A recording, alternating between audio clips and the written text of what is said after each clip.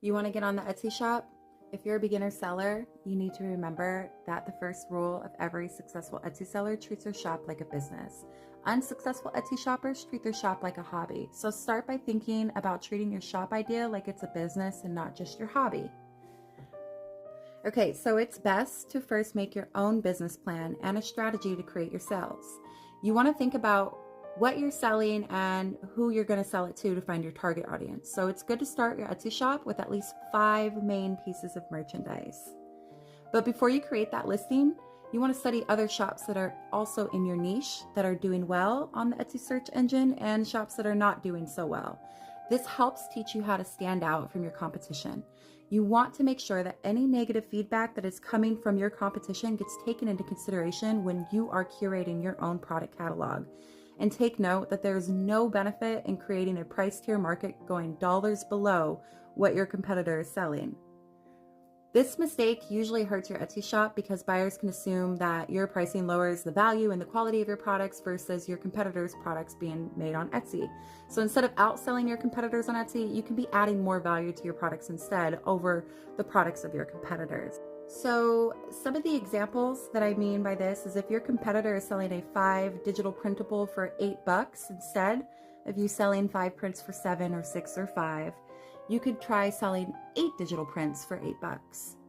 The reason for this is because Etsy is a special seller platform that focuses in on only hand-curated, handmade, or hand-designed products. Therefore, you want to always add more value into your individual products instead of outpricing or giving out the best discount or deal to become a top seller. Once you have that plan for your first 5 products, you've researched your competition and your price margins, then you can start thinking about how you want your brand shop to look. With branding and logos, you want to make sure that it reflects the value of your shop and the appeal of what your customers like. Don't be afraid to express your personality. Don't be afraid to stand out with your own true identity, but also don't overthink yourself when you work on your brand. A great app that's available for logo ideas and business branding is Canva. Spend week 1 and week 2 building your inventory. Work on creating the most valuable and specially designed and uniquely selected inventory that you can. Spend this time creating valuable products from start to finish. In this time spent, you will have anywhere from 5 to 15 different product designs created in your inventory on your first 2 weeks. Remember from your research with your competition shops, you'll gain that idea of what products you're comfortable creating that are already in high demand. You'll want to make your own high quality photos and content and listing covers by creating mock-ups to help boost your conversion rate. Mock-ups are the visual representations of a product, while the sample is more of a physical or digital representation of a product. The sample photos are good also if your inventory is made out of physical materials for your display, but mock-ups should also be included. You can learn more about how to create mock-ups when you visit Canva/create/mockup generator. Your next steps are to work on naming your products and listing your description.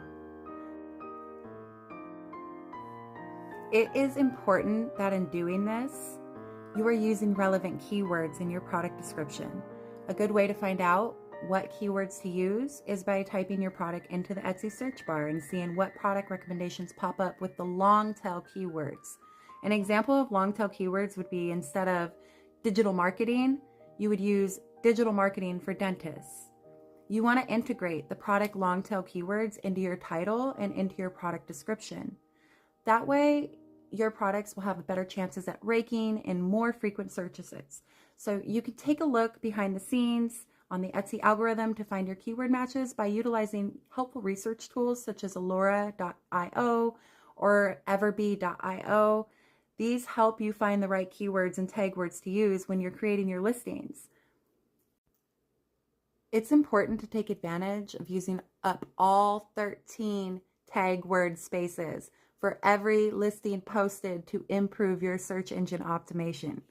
On your 3rd week, pick your top 3 products and relist all the same day. This will help maximize your chances at being found on your search listings and up your chances at people buying multiple items from your purchase at the same time.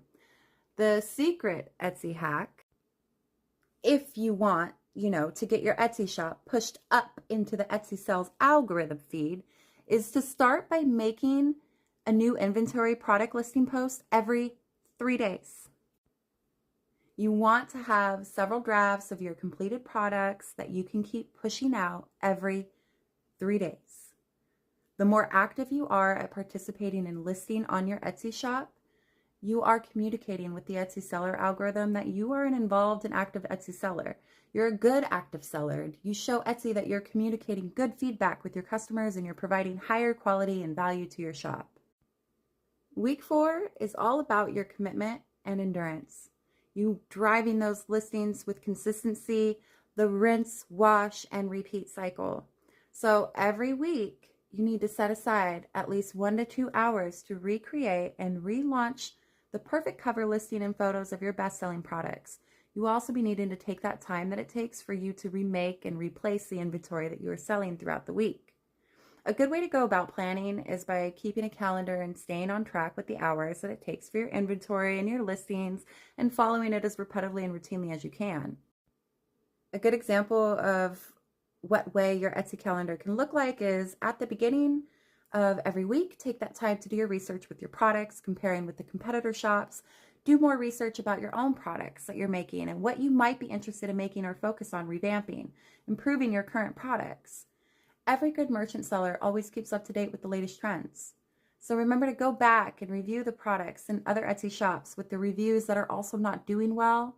Use those reviews for your own constructive criticism on how you can prevent the same problems from happening to your own shop. And use this research time to think about how you can create your products that stand out from what everyone else is doing right now. You want to spend the middle and the end of your week recreating your inventory and improved products. Make sure you are always finding ways to improve, adding more value to your products. Remember, the worst thing you can do is undercut your prices. So make sure that you're pricing your products comparatively to your other competitors by adding more value to yours. And at the end of your week on your Etsy calendar, you should be taking that time to recreate a post anywhere from 1 to 2 new or recycled listings. You want to include your FAQ pictures with your listings. Your mock-up photos can all be made by you through Canva. Even just changing the background of some of your last listings can change the effect that it has on your viewers. So what ratio and resolution should your photos be with your online shop? The size pixels of your photos is also important and it affects the quality of your photos, especially when they zoom in. So you want your photos to be about a 4:3 ratio, or in other words, you want your photos to be 2,700 pixels in length and 2025 pixels tall. So that's 27 pixels wide, 2,700 pixels wide, and 2025 pixels tall. This size is perfect for Etsy recommendations. It allows you to optimize the web image. And, if you want to start that Etsy shop, you do have to pay for a $15 one-time shop fee. But after that, each digital product or each listing that you create is only going to cost you about 20 cents. So every listing is 20 cents. And once you sell that product, Etsy will also pocket a 6.5% of each sale. So that means if you list a digital product for $9, your profit on that product is going to be approximately $8.21. Don't forget that Etsy also offers support and education. If you need to reach out to an Etsy support specialist, you can anytime to get tips. Running successful Etsy shops in the Seller Handbook is also available with Etsy. So remember, don't forget to take a look behind the scenes on the Etsy algorithm to find the perfect keyword matches with keyword research tools. Use Everbee or use Allura. So that's it, guys. I hope this information is found helpful for anybody that's pondering the ideas of side hustles and aspiring artistic thinkers or new entrepreneurs. If you want more advice or support, please reach out to me. You can like and subscribe to this channel. You can check out my Love Bomb shop at Love Bomb Cancer on Etsy. You can check me out on Instagram at Simply Jolene, or you can just contact simplyjolene@gmail.com. Thanks.